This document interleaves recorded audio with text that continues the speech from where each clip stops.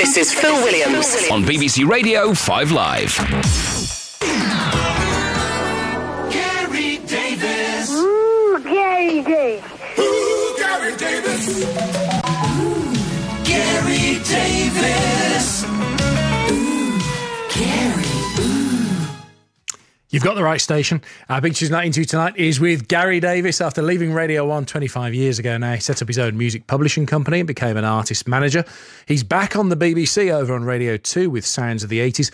And in our wide-ranging interview tonight, we hear about Gary's brand new artist, Stealth, how he spent his life savings on Corinne Bailey Rae's debut album, and how he first broke into DJing. But first of all, I asked Gary how he feels being back on the BBC. It feels amazing. Really, really amazing. And considering it was so totally unexpected, I never, ever expected to be back on radio again. I thought, that was it. That was then. This is now. But actually never realised how much I missed it until I went back. It's great fun. We should just explain that you did Radio 1 and then went to Virgin. And then even after Virgin, you were still doing various stations, weren't you? Yeah, well, I basically, when I left Radio 1, I made a conscious decision that I would do radio. It would be more of a hobby. It wouldn't be a full-time occupation. I guess really because at the time that I left Radio 1, there was no bigger station around. And in my opinion, I just sort of felt that any other station that I went to wouldn't be as good. And I'd always had this fear of ending up like a sad old aging disc jockey on some gold station somewhere, which I never really wanted to happen. Right. So when I left Radio 1, I sort of consciously decided to start a new business, which actually wasn't very easy. But that I would continue to do radio, but it would be more of a sideline and a hobby as opposed to my full-time professional job. So the new business, that's the one that's still going, Good Groove, is it? Yeah, just about. Yeah, no.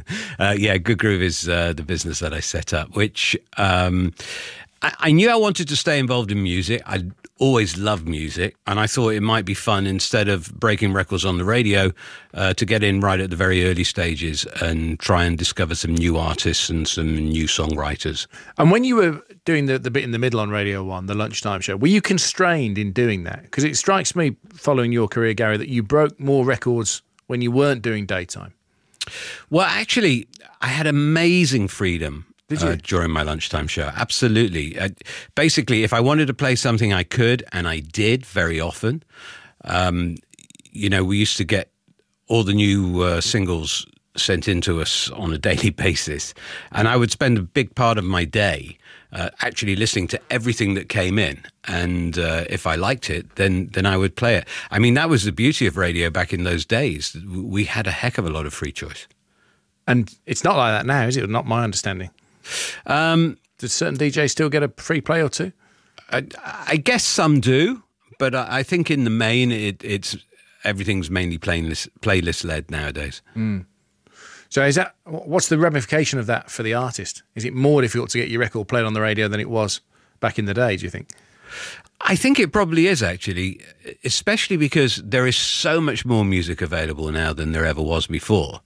And it's a lot harder to break through. Having said that, there are a lot more avenues open to you than there were before. Before it was, if you weren't played on radio, and in the main Radio 1, you were very unlikely to have a hit record. Whereas now, with Spotify and with YouTube and with all the other sort of social media avenues, there's still a great way of getting noticed and heard without even being played on the radio. Is there a danger with some of those new channels that you mentioned, that as it turned it into a numbers game now, a programmer's only interested if you've got 1 million hits on this and so many downloads on that? I guess in a way that is true, and it is unfortunate. What I loved about the time that I was at Radio 1 is that I would listen to these records and not know anything about the bands or the artists, especially if it was a new artist. I would know nothing about them. And it was just whether it sounded great. And if it sounded great, then I'd play it on the radio. Now you can have a song that sounds absolutely brilliant, but unless there's a complete story behind it, unless it's got, millions of hits already on YouTube and on this, on that, that programmers might not take notice of it. And that, I guess, is quite frustrating for new artists. Well, we'll talk a bit later on about some of the artists that Gary has worked with since the Radio 1 days, but I thought there's no point having Gary Davies on my radio programme and not asking him to choose some music, because that's what you've done all your life. So Gary's picked a couple of tracks. The first one we'll hear does go back a few years. So do you want to explain what it is and why you've chosen it and why it's so pertinent to you? My all-time favourite band is U2, and in fact, when I was on Radio 1, I think I was probably the first DJ to play them on daytime radio. So I've been a huge fan and a huge champion of them. Live, they are absolutely exquisite. There's no one quite like them. And this track that I've chosen is from a mini EP, not very well known, called Wide Awake in America. And it has one of the best live versions of Bad that you'll ever hear anywhere. This is U2.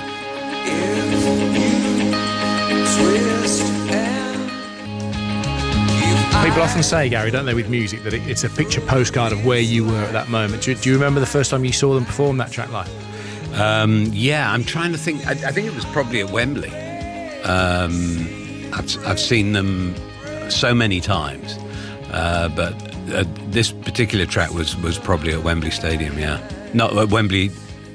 I can't remember, but probably Wembley Arena. Right. Yeah. And how do you explain their longevity? Because you never seem to. We don't read stories about U2 falling out as a band, do we? They come, they bring an album, they tour it religiously, they disappear, they write a new one. There's a steady pattern there. They all seem to get along still. It's been over 40 years, hasn't it? Yeah, I mean, the way that they've survived the times is absolutely incredible. They just continually want to progress and not stay where they were. They continue want to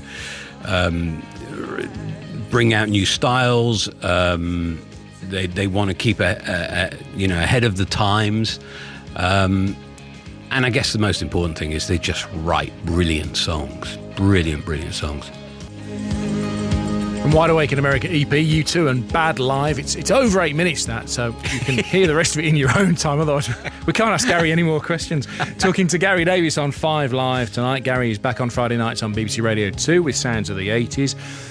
There are a couple of stories I wanted to tell you about how you had brushed my earlier life, right, without even knowing it, because we've never met, you and I.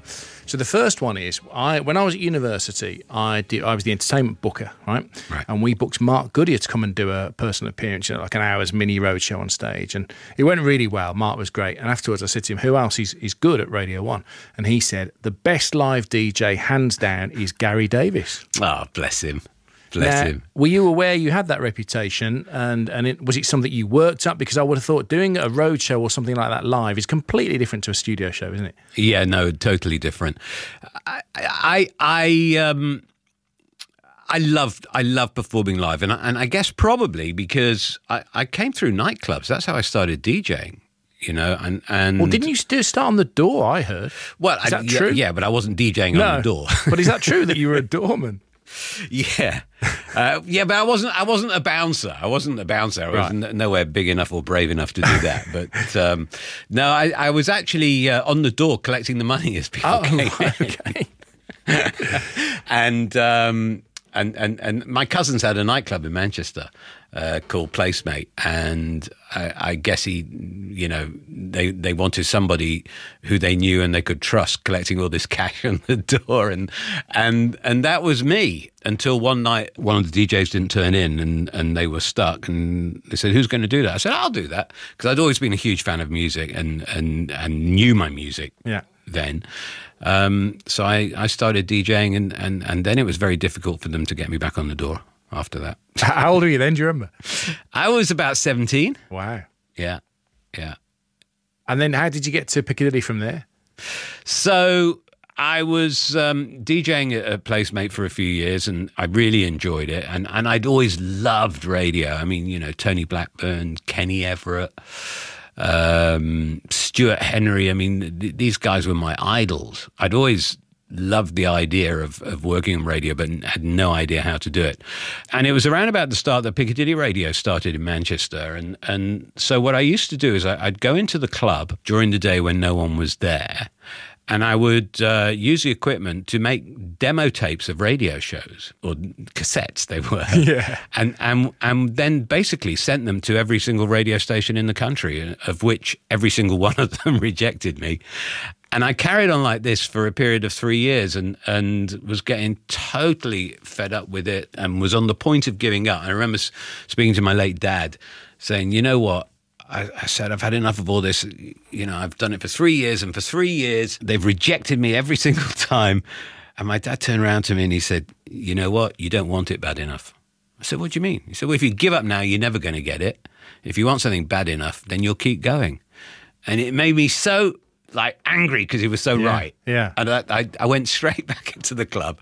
I made another demo tape. I sent it to Radio Luxembourg, which was at the time that they were giving half-hour slots or 1 hour slots for club DJs to do a show on Radio Luxembourg. So I sent it to them.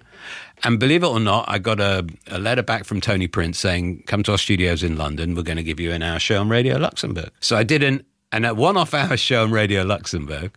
I recorded that. And then I sent that out again to all the radio stations around the country, and eventually got a break with Piccadilly Radio Manchester. That's perseverance for you then. Absolutely. Yeah. And it paid off. Yeah, a little bit. When you were talking earlier to me about leaving Radio 1 and then deciding that radio would become a hobby for you and that you'd focus on the company, would you describe yourself, Gary, as a risk taker in the aim of pursuing what you love? I think if you're in the music business, you are a risk taker. You have to be a risk taker. Every time you work with an artist, every time you sign an artist, it's a risk because you just don't know what will happen. It's not like if you buy a house, even if the market goes down, you've got something that's worth something at some point. You've got a tangible asset. Exactly. With music, you can spend thousands and thousands, and at the end of the day have something that's absolutely worthless. So yes, you are gambling every day. So when was the first time you enjoyed some success with the new venture? Do you remember? Well, it took a while. It really took a while. I started off like doing a little dance label, but never really had much success with that. And then I ended up signing some songwriters who I thought were very talented, and they had great songs, but I was really struggling to get their songs released and stuff. And I had a great little artist called Kirsty who had a phenomenal bunch of songs. And I went into London Records to try and get her a record deal. And Tracy Bennett, who was there, listened through to all the songs. And he started playing this one song over and over again. He said, I love this song. I love this song. And said, I want this for All Saints. And I said, well, this is Kirsty's best song. How can I give that to All Saints? And basically what I agreed with him, I said, if you give her a deal, then I'll let you have this song for All Saints. And that's basically what happened. And the song was Black Coffee, and it went to number one, and that was my first hit. Wow. The next record that you've chosen is also an artist that you signed, isn't it? Yes. So tell us about how you got to Corinne Bailey Rae, who I've had on this programme and who's just immense. And one of those singers where when you watch her and you feel her open her lungs, you think, how's she doing that? Because it's effortless, isn't it? Absolutely. I mean, she is super. So, you know, after I had the hit with Black Coffee, I continued to look for more songwriters to sign, and I signed this new writer out of Leeds, a guy called Steve Chrysanthou. And it wasn't because like his songs were amazing. His songs were good, but there was something about him and there was something about his sound and everything that just really attracted me to him. I just got a good feeling. And then about 3 months after I signed him, he sent through a song called Trouble Sleeping by this local girl called Corinne, who'd been working with in Leeds. And I heard the very, very rough demo of Trouble Sleeping. I went, oh my God, this voice, I can't believe it. I've not heard anything quite like this. And so I investigated further, basically, and ended up meeting Corinne and her manager. And I didn't have a label at that time. I was a publishing company, but basically set up a label just to sign her, and ended up recording her first album and making the first album with her, which, you know, you talk about gambling. I actually invested every penny I had into making that. Did you? I really did, yeah. Of your own money? Of my own money. Should never do that in the music industry, but I did. Presumably you made it back because it was a huge success. Well, luckily, I was very lucky, and You know, the album's gone on to sell, I think, something like 5 million copies, which is brilliant. But anyway, Trouble Sleeping was the first song I'd ever heard by Corinne, and that made me want to sign her. But it could have made you homeless. It could, very easily. It's late and I'm feeling so tired, having trouble sleeping. I mean, even on that record, you can just hear the quality of the voice, can't you? Yeah, it's just so special and so unique. And so, do you still have the label? And are you effectively now, what, a music publisher, a label manager, an artist manager, and still DJing? Well, I have the label. It's there if I haven't got any one new sound to it at the moment, Right. but it's there if somebody blows me away to sign to, and yes, still have the publishing company, and back DJing, yeah. And is it a lovely split then? Because obviously with sounds of the 80s, it's all from back in the day, isn't it? But it seems to me like you've still, well, way more than keep your hand in with new artists. And that's obviously part of the appeal for you, is it? Yeah, I love staying up to date, and I love staying relevant, and I love new music as well as old music. So it's fantastic to be able to play the 80s. I also, hate living in the past. Yeah. I love celebrating the past, but I also like to live in the future. I mean, my other major hobby is I adore underground deep house and tech music. And, as often as I can, I'll try and get back into the clubs and play underground house music. Really? Yeah. And do you play that under your real name, or do you go under? Have you got an underground name? No, I play under my real name. Heck, it's all part of me. I started off in the clubs, and I'm back in the clubs, still doing it. And I've always loved dance music, and I probably love it just as much today. So you still, I mean, you're out in Ibiza, weren't you, recently for Radio 2, but will you still do some of that house stuff there as well? Yeah. In fact, a couple of years ago, I had a regular gig at Ushuaia Beach Club where we used to do a Sunday daytime party there, which was fun. But every year I play 2 or 3 times in Ibiza. 5 Live sent us to Ibiza years ago, Gary, once when I was the entertainment correspondent, and they wanted to do a kind of what does the what happens on the island, and so we managed to get an interview with Dave Pearce at Eden, right? Yeah. And Dave's people said, so we'll see you at 3:45, and I went, okay. I said that seems early, and they went AM. And he went on at 4:15, and that was the headline slot. Yeah, I mean, if you get to bed by 4 o'clock in Ibiza, you got an early night. So where do you find your energy? Well, it's not that I guess to people who haven't been, it sounds horrific, but it's basically your time clock changes. Yeah. All right. You're not getting up at 8 in the morning anymore. You're getting up at probably around 11:30, 12 lunchtime. Right. You're having lunch at 4 o'clock in the afternoon. You're probably not having dinner till around 11, 12 o'clock at night. So you're going to hit a club 2:30, 3 in the morning. Yeah. Yeah, he said that he would have a swim in the pool about 11, then have dinner, and then get to the club. Yeah. And I have to say, we stayed and watched. I mean, 4:15 till 6 a.m. It went nuts in this place. Yeah. It's great, isn't it? Yeah, it really is actually, because it's not necessarily my kind of music, but I was really swept along by it. Yeah, yeah. And so we've got one more artist to sneak in, because this is somebody that you're working with, Stealth. Yeah. And a friend of mine put me onto this. And I mean, what I find incredible, I know we were talking about numbers earlier, Gary, but I went on my Spotify. Mm-hmm. We're going to hear Truth Is in a moment, but Judgment Day has had 6.3 million plays. Yeah, it's had 6.3 million plays on Spotify. Yeah. On YouTube, it's had about another 6 million as well. And basically, he's a lovely guy. He's 25 years old. He's from Birmingham. And I've been working with him for quite a few years now, probably 4 or 5 years. So are you managing him? I'm managing him, yes.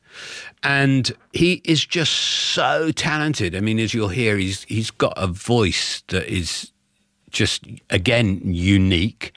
His songwriting is superb. And the song that you were mentioning, Judgment Day, he wrote, and it ended up getting onto an episode of Suits. And that basically gave him his big break. So we were talking earlier about, it's not necessarily radio that you need in order to get your break. You know, he got his break through the TV show Suits. Yeah. And since then, it's just been building and building and building. We've recently signed a proper record deal for him just earlier this year. And the song we're going to play is the second single from the EP called Truth Is, which I just think is brilliant.